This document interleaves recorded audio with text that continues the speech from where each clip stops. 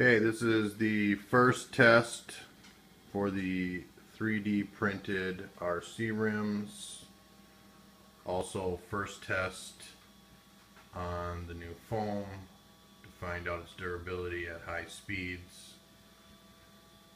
We're going to make sure that it can handle the rotational pull and the impact torque from the throttle before I glue them.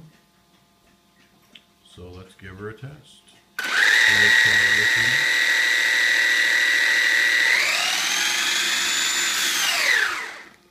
XO1 rims, just so you can see the stability of them.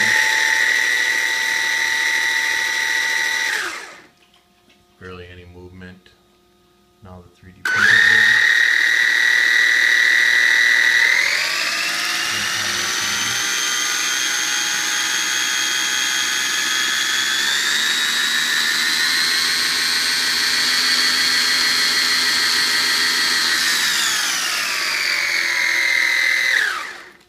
That was about quarter throttle.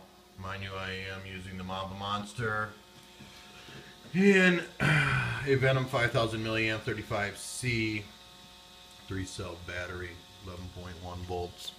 Or, yes, 11.1. Now we're going to try a punch and see how it holds. I'm going to go about half throttle.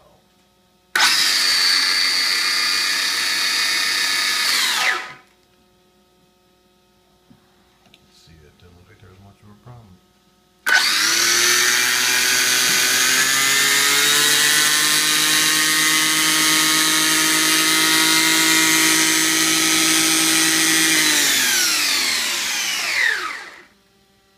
Sure make a lot of noise. Alright, now I'm going to open her up and let's see what happens.